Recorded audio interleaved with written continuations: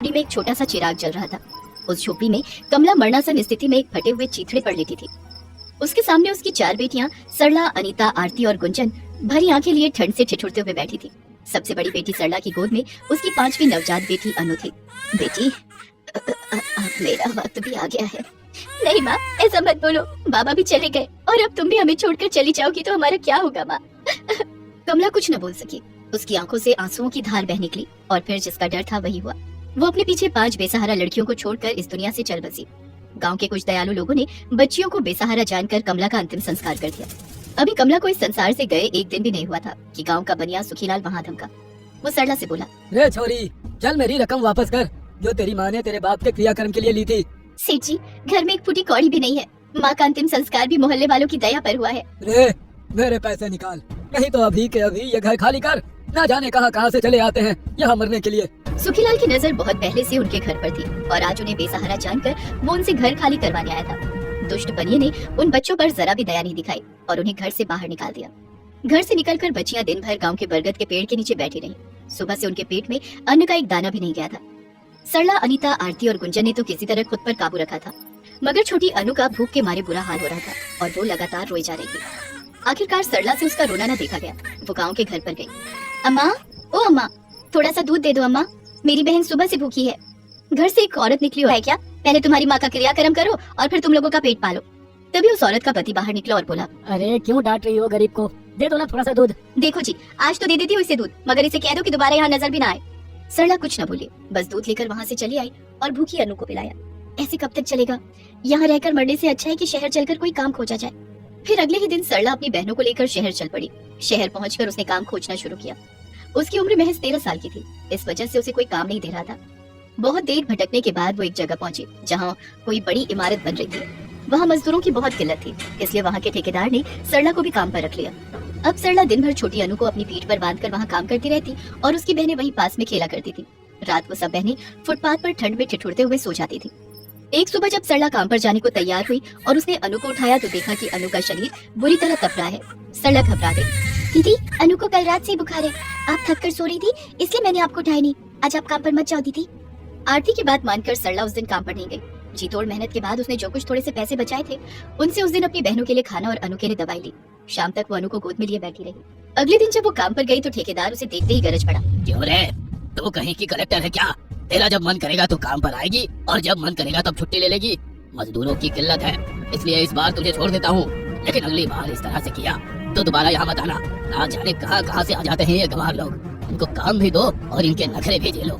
ठेकेदार की बात सरला को चुप गई। दे, तेरा नाम भी सरला नहीं। ठेकेदार की कही एक बात ने जैसे सरला के जीवन की दिशा ही बदल दी। उसने अब न सिर्फ खुद पढ़ने का फैसला किया बल्कि अपनी बहनों को भी पढ़ाने का फैसला किया। अगले दिन वो आरती, अनीता और गुंजन को लेकर शहर के सरकारी स्कूल में गई। लो, यहाँ साइन कर दो। आता है ना साइन करना? क्यों नहीं, मैं अपने गांव में 5वीं कक्षा तक पढ़ी हूँ। तो सिर्फ अपनी बहनों का ही दाखिल क्यों करवा रही हो? तुम्हारी भी तो अभी पढ़ने की उम्र है। पढ़ना तो मैं भी चाहती हूँ सर, और मैंने अपने लिए किताबें भी खरीद ली हैं, मगर अपनी बहनों की जरूरत के लिए मुझे काम भी करना है ना।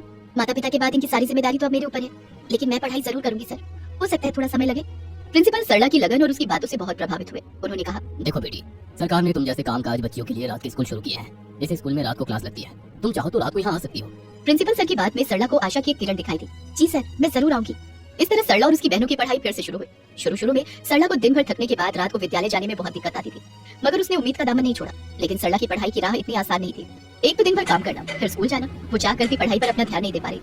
इसका नतीजा ये हुआ कि अपनी पहली तिमाही परीक्षा में वो फेल हो गई। फिर भी उसने पढ़ाई जारी रखी, लेकिन पढ़ाई जारी रखने में और उस पर ध्यान देने में बहुत फर्क होता है। ठीक से पढ़ाई न कर पाने के कारण वो बार बार फेल होती रही। नौबत यहाँ तक आ गई कि फेल होते होते वो अनीता की कक्षा में आ गई। एक दिन प्रिंसिपल ने उसे बुलाया और कहा, सरला, अगर इस तरह से पढ़ाई करोगे तो तुम 6ठी कक्षा में ही रह जाओगी। कलेक्टर बनना तो दूर की बात है। देखो तुम्हारी बहन अनीता भी अब तुम्हारी कक्षा में आ गई है। मैं क्या करूँ सर? अगर मेरे अकेले की बात होती तो मैं सिर्फ पढ़ाई पर ध्यान देती, मगर यहाँ मुझे अपने साथ साथ अपनी 4 छोटी बहनों का भी ध्यान रखना है। मुझे तो लगता है कि मैं पढ़ाई छोड़ ही दूं। इतनी जल्दी हार नहीं मानते बेटा। भगवान मुसीबत भी उन्हीं को देता है जो इसे झेलने की ताकत रखते हैं। दुनिया में ऐसा कोई इंसान नहीं है जिसके जीवन में समस्या नहीं है, और दुनिया में ऐसी कोई समस्या नहीं है जिसका हल नहीं निकाला जा सके। प्रिंसिपल सर की बातें सुनकर सरला का हौसला बढ़ा। तो सर आप ही बताइए, मैं पढ़ाई और काम दोनों एक साथ कैसे संभालूं? सबसे पहले तो तुम्हें पढ़ाई का एक रूटीन बनाना पड़ेगा। उसी रूटीन के हिसाब से तुम्हें ध्यान लगाकर पढ़ाई करना है। पढ़ाई में कहीं कोई दिक्कत आए तो तुम बेझिझक पूछो। अब तो अनीता भी तुम्हारी ही कक्षा में है, तुम मुझसे मदद ले सकती हो, और मुझसे कभी भी किसी चीज की जरूरत हो तो बेझिझक कहना। मैं हर वक्त तुम्हारी मदद को तैयार हूँ। पढ़ाई से हार मानकर सरला ने प्रिंसिपल सर की बात मानकर एक बार फिर से जी जान से पढ़ाई में लग गई। वो पहले सुबह उठकर 2 घंटे पढ़ती, फिर काम पर चली जाती। काम से लौटने के बाद 1 घंटे घर पर आराम करने के बाद वो फिर अपने स्कूल जाती थी। इस तरह रूटीन बनाकर पढ़ने से उसे काम, पढ़ाई और आराम करने का पूरा समय मिल जाता था। धीरे धीरे उसे इसमें मजा आने लगा। इस तरह उसने रात के स्कूल से 12वीं तक की पढ़ाई पूरी कर ली। एक दिन जब सरला रात के स्कूल से वापस आई, तब अनु जो अब बड़ी हो गई थी और दूसरी कक्षा में पढ़ती थी, वो सरला के पास आई और उसके पैर दबाने लगी। अरे अरे, ये तो क्या कर रही है? सोई क्यों नहीं अब तक? कल स्कूल नहीं जाना क्या? तुम दिन भर इतना काम करती हो, फिर रात को पढ़ती भी हो, तुम कितना थक जाती होगी, इसीलिए मैं तुम्हारे पैर दबा रही हूँ। सरला की आंखें भर आई। उसने अनु को गोद में उठा लिया और उसे गोद में लिए हुए ही सो गई। 12वीं तक की पढ़ाई तो सरला ने पूरी कर ली। अब बारी थी अपने सपने को पूरा करने की, कलेक्टर बनने की। शहर के कॉलेज में दाखिला लेने के साथ ही उसने सिविल सर्विस की तैयारी शुरू कर दी। हालांकि अनीता ने भी उसके साथ ही कॉलेज में दाखिला लिया था, लेकिन उसका सपना कुछ और ही था, इसलिए उसने सिविल की तैयारी न करके कानून की पढ़ाई चुनी। इस तरह साल गुजरा और सिविल सर्विस की परीक्षा हुई। हालांकि सरला ने मेहनत तो बहुत की थी, मगर इस परीक्षा को पास करना अच्छों को भारी पड़ता है। जिस दिन रिजल्ट निकला, उस दिन सरला घर आकर खूब फूट कर रो रही थी और उसकी बहनें उसे दिलासा दे रही थी। मत रो दीदी, इस बार नहीं हुआ तो क्या हुआ, अगले साल इससे भी अच्छी तैयारी करके देना। हाँ दीदी, इतनी मुसीबतें झेली हैं आपने और आज बस एक परीक्षा में ही रोने लगी। मेरी दीदी तो ऐसी ना थी। सरला दुखी तो थी, मगर अपनी बहनों पर आज उसे बहुत गर्व भी हो रहा था। देखो तो इन्हें, आज मेरी बहनें सचमुच बड़ी हो गई हैं। फिर अपनी सब बहनों को अपने सीने से लगाते हुए सरला बोली, नहीं रोएगी, तुम्हारी दीदी कभी नहीं रोएगी। अरे, जिसके पास इतना प्यार करने वाली बहनें हो, वो भला क्यों रोएगी? इस बार ना हुआ तो ना सही, मैं फिर से अगली बार खड़ी होंगी और इम्तिहान दूंगी। तब भी नहीं हुआ तो तीसरी बार दूंगी। मैं भी देखती हूँ कि अब किस्मत का जोर चलता है या मेरी मेहनत का। और इस तरह सरला अपनी बहनों के लिए फिर से जीवन के संघर्ष में कूद पड़ी। अगले साल फिर से परीक्षा हुई और इस बार भी सरला का चयन नहीं हुआ। वो घर आई तो देखा उसकी सब बहनें खड़ी उसकी राह देख रही हैं। क्या हुआ दीदी, इस बार हुआ? सरला ने इनकार में गर्दन हिला दिया। देखो दीदी, रोना मत, हिम्मत मत हारना। अरे नहीं रे पगली, तेरी बहन इतनी कमजोर नहीं रही है। मैंने कहा था ना कि एक बार में नहीं हुआ तो दोबारा दूंगी, दोबारा नहीं हुआ तो तीसरी बार दूंगी। याद नहीं, मांझी फिल्म में दशरथ मांझी ने क्या बोला था, जब तक तोड़ेंगे नहीं तब तक छोड़ेंगे नहीं। इस पर सब बहनें खिलखिलाकर हंस गई। इस घटना को कुछ साल गुजर गए। शहर में सरकार ने लड़कियों के लिए एक स्कूल बनवाया था। आज शहर के डिप्टी कलेक्टर के हाथों उसका उद्घाटन होना था।